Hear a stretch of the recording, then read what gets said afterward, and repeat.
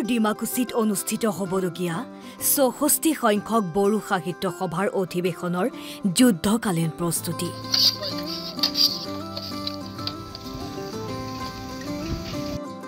৯ জানুৱাৰীৰ পৰা 4 দিনীয়া কাৰ্যসূচীৰে অনুষ্ঠিত হ'ব লগা অধিৱেশনৰ প্ৰস্তুতি তুংগত কৰি তুলিছে উদযাপন সমিতিয়ে।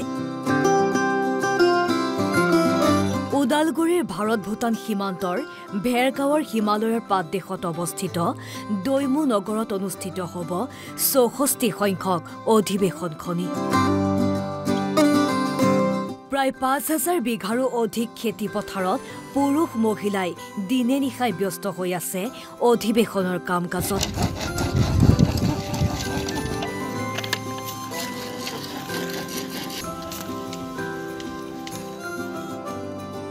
খেৰাই বাগুৰুম্বা বৰদৈ চিখলা বড়ো জনগোষ্ঠীয় গীত নৃত্যৰে মুখৰিত হৈ পৰিব ডিমাকুছিৰ দৈমু নগৰ।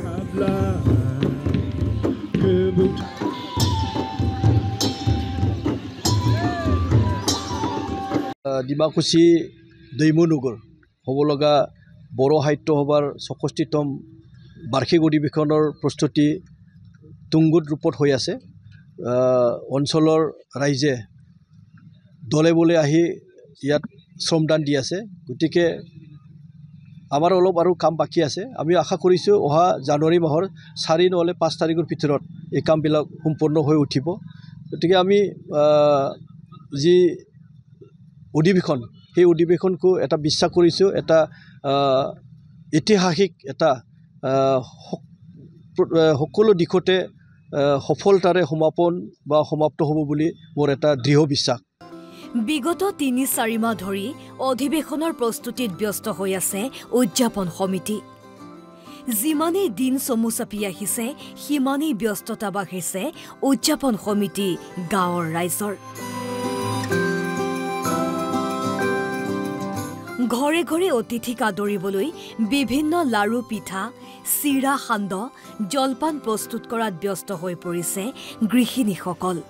সাহিত্য সভাৰ মূল সমিতিয়ে জনোৱা মতে ১৮০০ৰ অধিক প্ৰতিনিধি ইয়াত অংশগ্ৰহণ কৰিব আৰু এই অধিৱেশনখন আমি ৫০০তকৈ অধিক বিঘা মাটি লোৱা হৈছে সামৰি লৈ এই অধিৱেশনখন আমি আয়োজন কৰিছোঁ।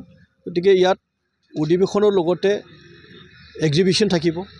এক্সিবিশ্যনৰ বাদেও এটা আমাৰ অ'পেন মাৰ্কেট খোলা বজাৰ এটা আমি ৰাখিছোঁ আৰু ইয়াৰ বাদেও 4টি নিশাৰ কাৰণে 2টা বড়ো থিয়েটাৰ ইয়াত মানে আমি আমন্ত্ৰণ কৰিছোঁ। এই অধিৱেশনত দেশ বিদেশ তথা ৰাজ্যৰ গণ্যমান্য ব্যক্তিৰ লগতে প্ৰায় প্ৰতিদিনে সমাগম ঘটিব ৫০,০০০ লোকৰ। অধিৱেশনত বড়ো সাহিত্য সংস্কৃতিৰ পৰ্যালোচনা কৰাৰ উপৰিও গ্ৰন্থমেলা ব্যৱসায়িক প্ৰতিষ্ঠান তথা মুকলি মেলা বিভিন্ন ধৰণৰ প্ৰদৰ্শনীৰ আয়োজন কৰিছে উদযাপন সমিতিয়ে। ভেৰগাঁৱৰ পৰা পল্লৱ দাস, NB নিউজ।